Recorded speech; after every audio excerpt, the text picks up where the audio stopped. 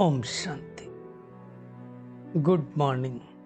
साकार मुरली 1 मार्च 2022। बाबा की मीठी मीठी मुरली हम मीठे मीठे बच्चों के मीठे मंथन के लिए। मंथन शुरू करने से पहले पवित्रता के सागर शिव बाबा की पवित्र किरणों के नीचे बैठ जाते हैं और अनुभव करते हैं, मैं पवित्र स्वरूप आत्मा, पवित्रता के सागर की संतान हूं। सभी भाई बहनों को त्रिमूर्ति महाशिवरात्रि की बहुत बहुत बहुत बधाई हो, बधाई हो। परमात्मा क्या जन्म दिवस, तो हम बच्चों का भी जन्म दिवस है। आज प्यारे बाबा ने कहा, मीठे बच्चे, तुम्हें अपनी तकदीर हीरे जैसी बनानी है। हीरे जैसी तकदीर कैसे बनेगी? पुरुषार्थ करके, याद करके, मेहनत करके। बाबा कहते हैं पुरुषार्थ कर बाप से सर का पूरा पूरा वर्षा लेना है, लेकिन पूरा वर्षा लेने के लिए हमें मेहनत तो अवश्य करनी है।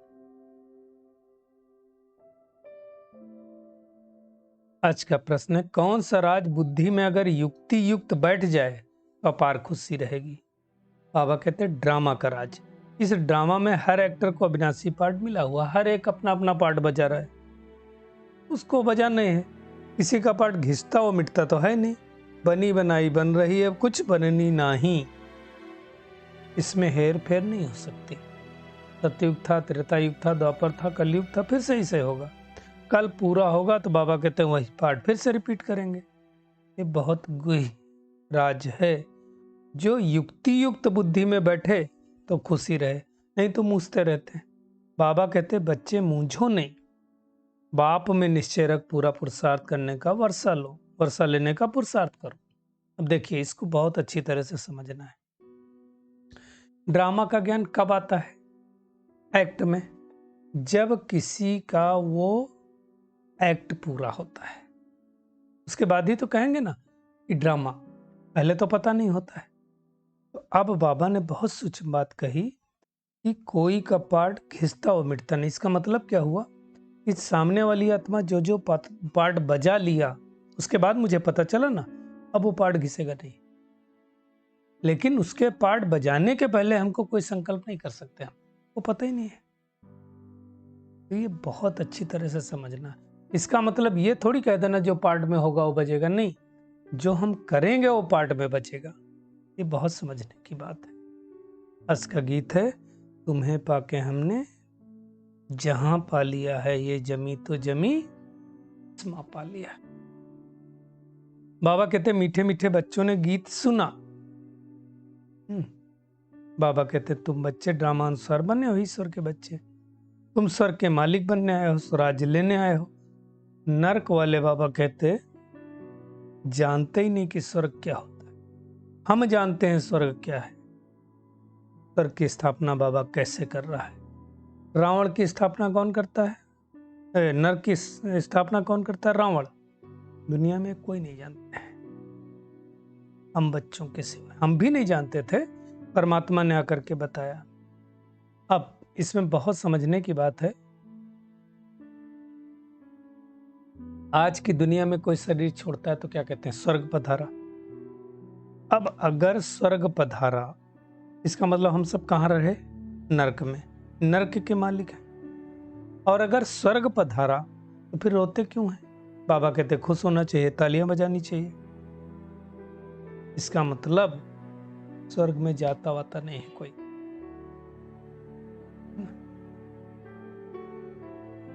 नरक कितना समय चलता है, स्वर्ग कितना समय चलता है, हम बच्चों को पता है, दुनिया में किसी को पता नहीं। दुनिया में तो लाखों वर्ष कह देते हैं, तो फिर सब गड़बड़ हो गया। किसको पता है? हम गॉड फादरली यूनिवर्सिटी के स्टूडेंटों को पता है, बाकी किसी को पता नहीं। बाबा कहते हैं जिस गॉड फादर के द्वारा तुम वर्षा पाते हो, उसको भूलते क्यों? ये बाबा को बड़ा सरप्राइजिंग लगता है। बाबा कहते हैं तूफान तो आएंगे ही, तो क्या बगैर मेहनत के स्वर्ग का वर्षा मिल जाएगा? बगैर मेहनत के तो पानी भी मुख को नहीं जाता है ना?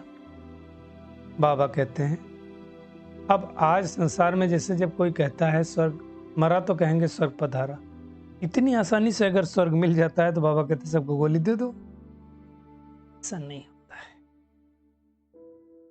कोई स्वर्ग में जा नहीं सकते हैं, ना कोई परम धाम में वापस जा सकते हैं। जब तक परमात्मा इस सृष्टि पर ना आए तब तक किसी को रास्ता पता नहीं है। रावण राज्य कब से चालू हुआ? जब से देवी देवताएं वाम मार्ग में चले गए तब से रावण राज्य चालू हुआ ना।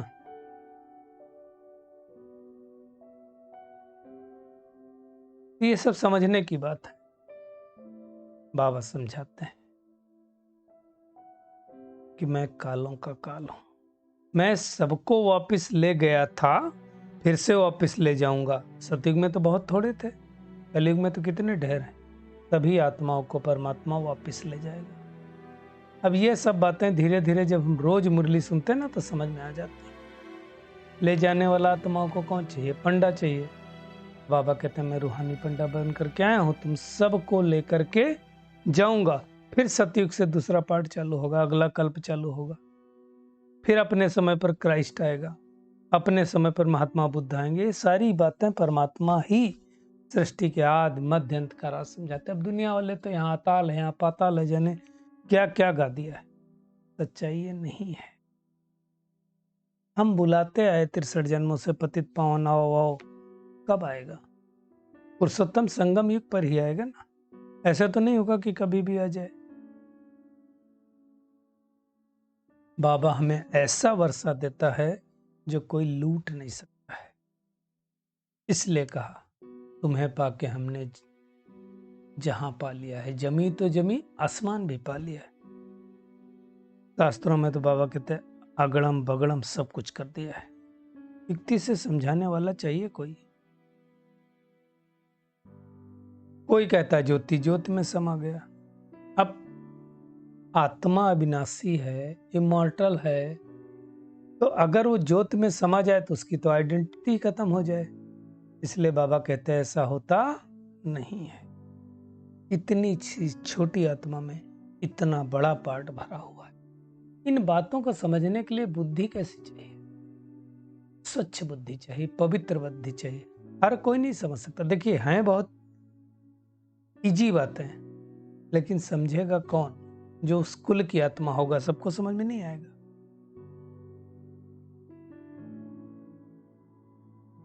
बाबा कहते हैं जहां तुमको अच्छा लग रहा हो, जहां पर अच्छी लोकलिटी हो, वहां सेंटर खोलो तो बाबा की तो मदद मिलेगी।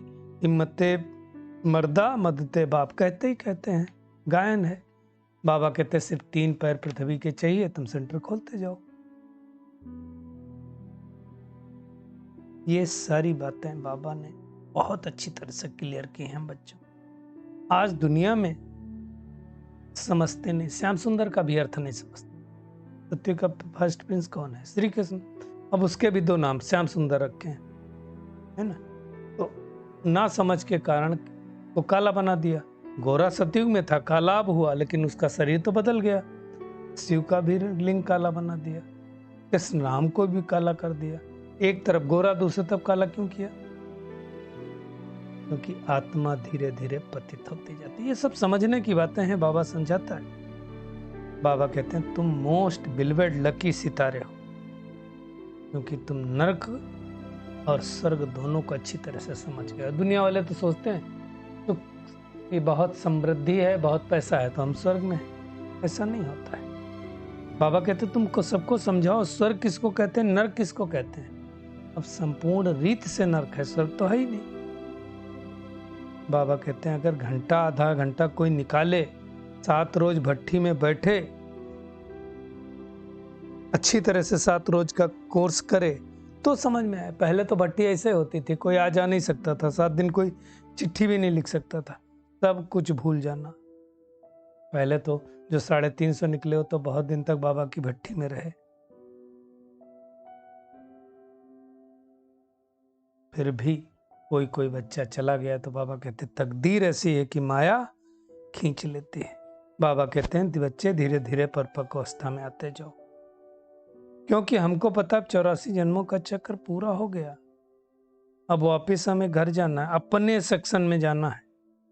मोक्ष तो किसी को मिलता नहीं, कोई न कोई मिनिमम 1 जन्म, मैक्सिमम 84 जन्म होते हैं। बाबा कहते हैं ये झूठ की दुनिया है, सच की रत्ती भी नहीं है ना। तो अब हमको बाबा की पढ़ाई में पूरा पूरा ध्यान देना चाहिए। ध्यान देना चाहिए मतलब पढ़ाई जो बाबा पढ़ाता है उसको धारण करना चाहिए।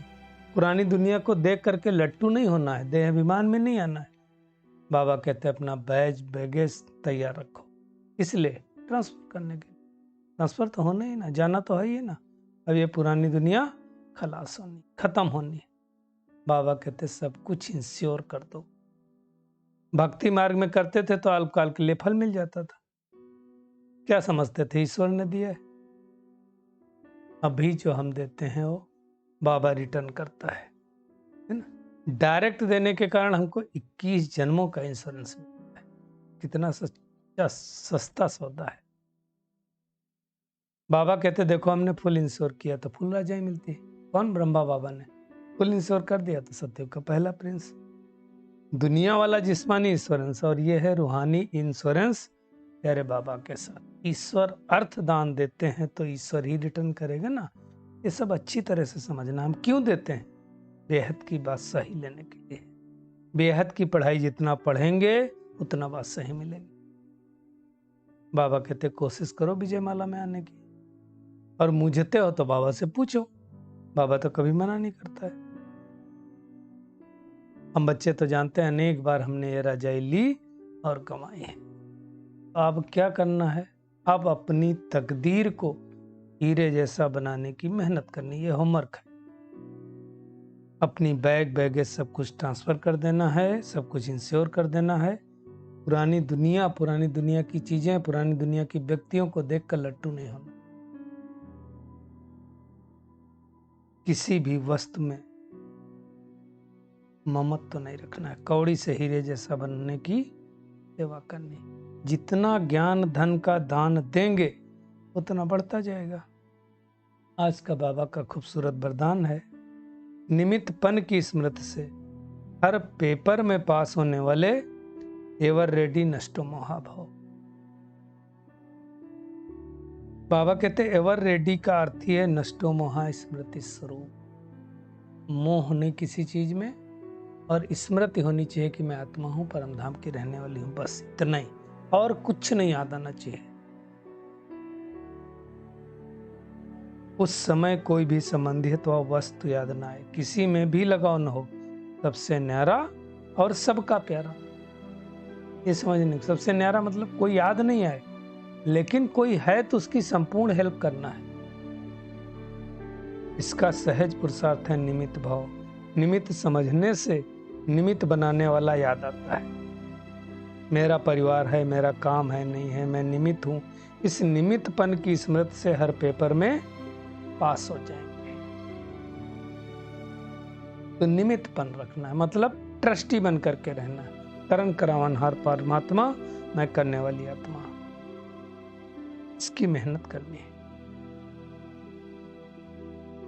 स्लोगन है, ब्रह्मा बाप के संस्कार को अपना संस्कार बनाना ही फॉलो फादर करना है। यानी ब्रह्मा बाबा ने जो किया वो हमें करना है, इतनी मेहनत करनी।